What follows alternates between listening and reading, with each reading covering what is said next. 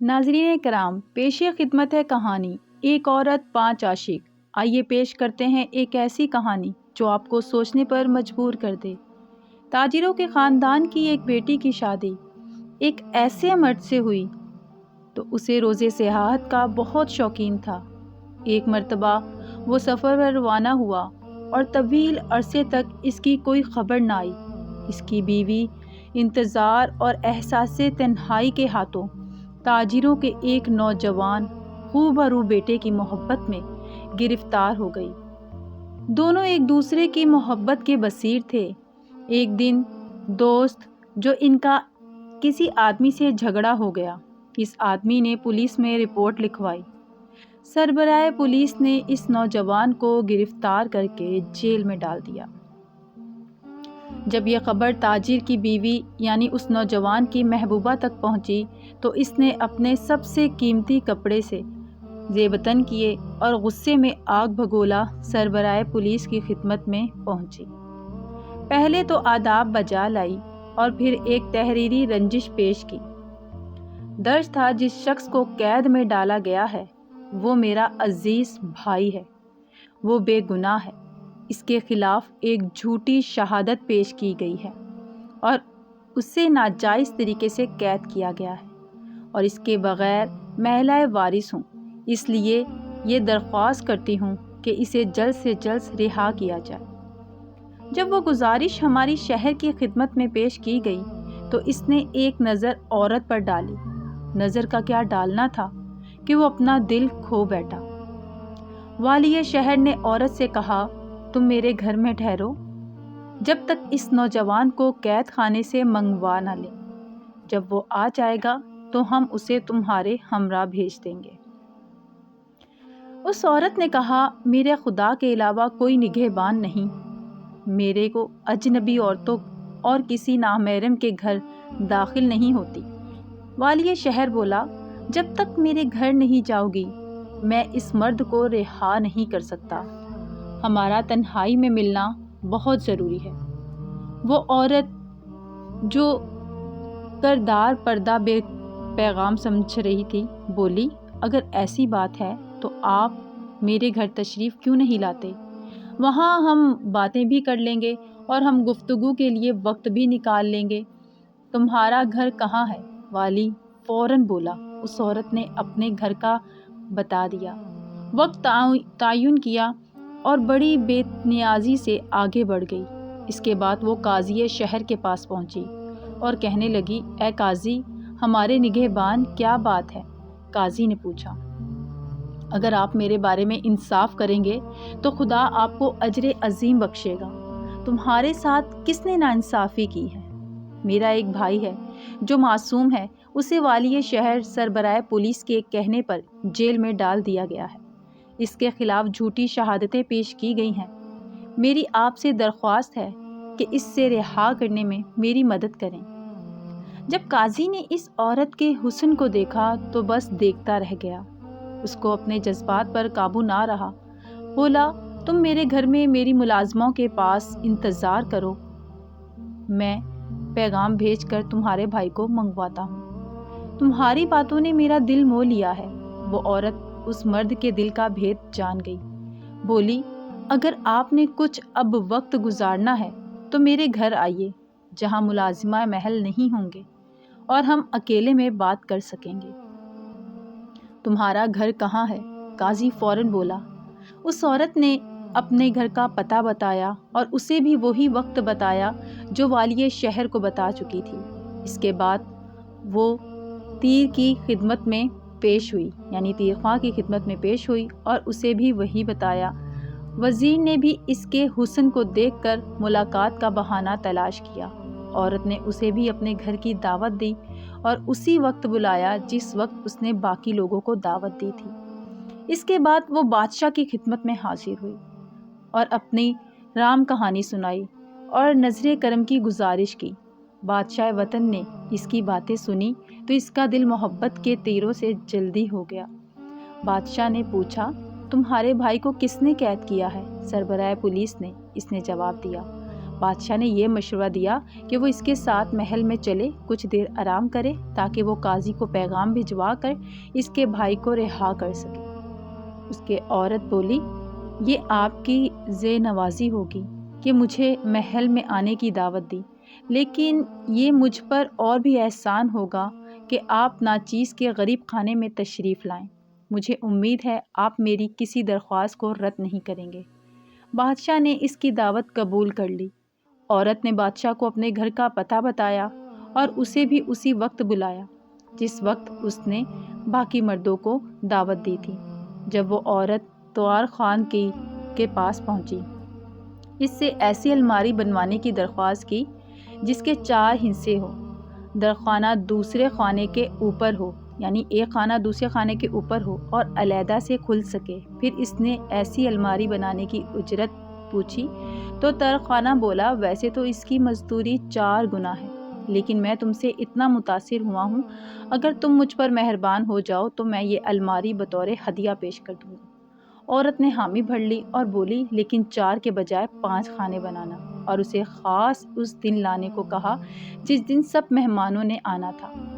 اسے روکنے کو کہا اور تھوڑی ہی دیر میں الماری تیار کر دی۔ عورت اسے لے کر گھر چلی گئی اور درخوانے کو بھی اسی دن اسی وقت کی دعوت دی گئی۔ گھر پہنچ کر عورت نے چمکتے ہوئے کپڑے نکالے اور انہیں مختلف رنگوں میں رنگوا کر سنبھال کر رکھ دیا۔ اس کے بعد اس نے دعوت کے لیے شراب، پھولوں اور پھلوں اور عطر کا انتظام کرنا شروع کر دیا۔ جس دن سب مہمانوں نے آنا تھا، اس عورت نے اپنی قیمتی کپڑے زیبتن کیے، عطر لگایا، گھر میں عمدہ کالی بچھونا بچھائے اور سب مہمانوں کی آمد کا انتظار کرنے لگی۔ اتفاق سے سب سے پہلے قاضی نمودار ہوا اور اتنے سے بڑے احترام سے خوش آمدید کہا، قدم بوسی کے لیے ہو گئی اور اسے ہاتھ سے پکڑ کر صوفے پر بٹھا دیا۔ پھر وہ اس کے پہلو میں لیٹ کر اکڑائیاں کرنے لگا۔ پھر بولا، آپ اپنے کپڑے اور پگڑی اتار سکو گے؟ میں آپ کے لیے کچھ کھانے پینے کا انتظام لاتی ہوں، اور اسے رنگین کپڑے دے دیے۔ قاضی نے ابھی وہ زیبتن رنگین کپڑے پہنے نہیں تھے کہ کسی نے دروازے پر دستک دی۔ پوچھا، دروازے پر کون ہے؟ پہلا شوہر۔ عورت بولی، قاضی کے ہاتھ پاؤں پھول گئے۔ پھر کہا، جاؤ اور کیا کرو؟ قاضی بولا، فکر نہ کرو۔ وہ عورت بولی، میں تمہیں اس الماری میں چھپا دوں گی، جو مناسب سمجھا کرو، تعظیم۔ عورت نے قاضی کا ہاتھ پکڑا، اسے الماری کے سب سے نچلے خانے میں دھکیل دیا اور قید کر دیا۔ پھر وہ دروازے تک گئی تو دیکھا والیِ شہر تھا۔ وہ قدم بوسی کے لیے جھکی اور اسے بڑے پریم سے اندر لائی۔ پھر وہ اس کے قریب بیٹھ کر بولی، خصوصی والا، اسے اپنا ہی گھر سمجھیں اور بڑے سکون سے سارا دن یہاں پر گزاریں۔ میں آپ کی خدمت کے لیے حاضر ہوں۔ میں آپ کو یہ رنگین کپڑے دیتی ہوں تاکہ آپ آرام کر سکیں۔ یہ لباس شیب خالی ہے۔ کپڑے تبدیل کرنے کے بعد وہ زر و نیاز سے مصروف ہو گئے۔ جب والی نے قربتوں کے لوبھرانا چاہی تو عورت بولی، اگر آپ میرے بھائی کی رہائی کے احکام مجھے لکھ دیں تو میرے دل کو سکون ہو اور میں آپ کی صحبت سے زیادہ محفوظ ہو سکوں گی۔ قلم اٹھایا اور جہلم کے افسر کے نام پر ایک خط لکھا، جوں ہی یہ پیغام آپ تک پہنچے اس شخص کو رہا کر دیا جائے جس کو یہ لینے آئی ہے۔ اور اتنا وہ رکا سنبھال کر رکھ لیا، اس کی آغوش میں دوبارہ سمٹ گئی۔ اتنے میں پھر دروازے پر دستک دی۔ اس نے پوچھا، یہ کون ہے؟ عورت بولی، میرا شوہر۔ میں کیا کروں؟ اس نے بھکلا کر پوچھا۔ آپ اس الماری میں چھپ جائیں، میں اس سے نپٹ کر لوٹتی ہوں۔ اس نے الماری کے دوسرے خانے میں بند کر دیا اور دروازہ کھولنے لگے تو دروازے پر وزیر تھا۔ وہ اسے پیار سے اندر لائی، اس کی تعریفیں کی، اس کے بھی کپڑے بدلوائے، اور ابھی ہم آغوش ہونے نہیں پائے تھے کہ کسی نے پھر دستخط دی۔ وزیر گھبرا گیا۔ اس نے بھی الماری کے تیسرے خانے میں وزیر کو بند کر دیا اور دروازہ کھولنے چلی گئی۔ اس دفعہ بادشاہ سلامت ہے۔ وہ بادشاہ کی قدم بوسی کے لیے جھکی اور اس کا ہاتھ پکڑ کر اس کو اندر لے آئی۔ اس نے خصوصی جگہ پر بٹھایا اور بولنے لگے، میری کتنی خوش قسمتی ہے کہ آپ نے میری گھٹیا کو رونق بخشی۔ آپ سکون سے کچھ وقت گزاریں، میں نے ہلکے پھلکے کپڑے بنوائے ہیں، انہیں پہن کر دیکھیے۔ اس نے بادشاہ کے قیمتی کپڑے اتروا کر سادہ رنگین کپڑے پہنا دیے۔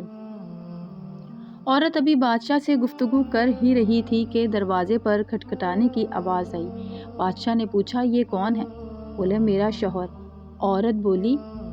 بادشاہ غصے میں آ گیا اس سے کہ اپنی مرضی سے چلا جائے ورنہ اسے طاقت سے واپس بھیج دیا جائے گا۔ عورت بولی، فکر کی بات نہیں ہے، میں اسے پیار سے واپس بھیج دوں گی، آپ ذرا آرام کریں۔ اس نے بادشاہ کا ہاتھ پکڑا، اسے چوتھے خانے میں بند کیا اور واپس آنے کا وعدہ کر کے دروازے کی طرف چل دی۔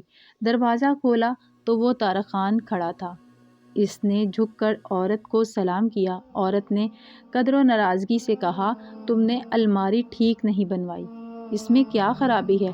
طارق خان نے معذرت کے انداز میں پوچھا، تم خود گھس کر دیکھ لو۔ اس کے معائنے کے لیے اندر داخل ہوا تو عورت نے اس خانے کو بھی بند کر دیا۔ وہ خط لے کر سیدھی جیل گئی، پیغام دیا اور اپنے عاشق کو رہا کرا کے لے آئی۔ اس عورت نے اپنے عاشق کو ساری کہانی سنائی۔ وہ بولا، اب ہمیں کیا کرنا چاہیے؟ وہ بولے، اس واقعے کے بعد ہمیں شہر میں نہیں ٹھہر سکتے۔ چنانچہ اپنا سامان اونٹوں پر لاد کر بہت دور دوسرے شہر روانہ ہو گئے۔ وہ 5 الماری کے 5 خانوں میں قید تھے، ایک عجیب عذاب سے گزر رہے تھے، اور نہ کھانے کو کچھ اور نہ پینے کو کچھ۔ پیشاب کو روکنے کا کرب ان پر الگ۔ طارق خان کے صبر کا پیمانہ لبریز ہو گیا اور اس کا پیشاب قطع ہو گیا۔ اس کے بعد سلسلہ جاری ہو گیا۔ بادشاہ نے وزیر کے سر پر، وزیر نے والی کے سر پر اور والی نے قاضی کے سر پر پیشاب کر دیا۔ قاضی چیخ اٹھا، اس بغیرتی اور بے حیائی کی حد ہو گئی، کیا یہ قید ہی کافی نہیں تھی جو پیشاب سے بھی ذلیل کرنا تھا؟ والی نے اس کی آواز پہچانتے ہوئے کہا، خدا تمہارے اجر زیادہ کرے گا۔ اس کا بعد والی نے شکایت کی تو بس یہ بولا۔ اس کے بعد والی نے شکایت کی تو وزیر بولا، اللہ تمہیں اس کا اجر دے گا۔ جب وزیر نے واویلا مچانا شروع کیا تو بادشاہ نے اس کی آواز پہچان لی، لیکن اپنی عزت کا خیال رکھتے ہوئے خاموش رہا۔ اچانک وزیر بولا، خدا اس عورت پر لعنت بھیجے، اس نے بادشاہ کے علاوہ شہر کے سب افسران کو سمیٹ لیا ہے۔ یہ سننا تھا کہ بادشاہ بولا، فکر نہ کرو، میں سب سے پہلے اسے کتمہ کے جال میں پھنسا ہوں۔ سنتے ہی طارق خان بولا، میں نے تو اس کے لیے یہ الماری بنوائی تھی اور میں ہی اس میں قید ہوں۔ اس کے بعد وہ سب ایک دوسرے سے باتیں کرنے لگے۔ جب ہمسایوں نے اس گھر کو ویران دیکھا تو جمع ہو گئے۔ ایک بولا، یہاں ایک عورت رہا کرتی تھی، نہ جانے اسے کیا ہوا ہے، ہمیں دروازہ توڑ کر اندر جانا چاہیے، اس سے بیشتر کہ قاضی عباس شاہ میں لاپرواہی کے الزام میں دھر لے۔ چنانچہ وہ دروازہ توڑ کر اندر داخل ہو گئے۔ انہوں نے ایک بہت بڑی الماری دیکھی اور انسانوں کی بھوک سے کرہانے کی آوازیں سنی۔ ان میں سے ایک بولا، کیا اس الماری میں بھوت پریت ہیں؟ دوسرے نے کہا، ہمیں اس الماری کو جلا دینا چاہیے۔ قاضی نے یہ سنا تو چیخا، ایسا ہرگز نہ کرنا، میں نے کہا تھا اس الماری میں کہ بھوت ہیں جو انسانوں کی زبانوں میں بات کرتے ہیں۔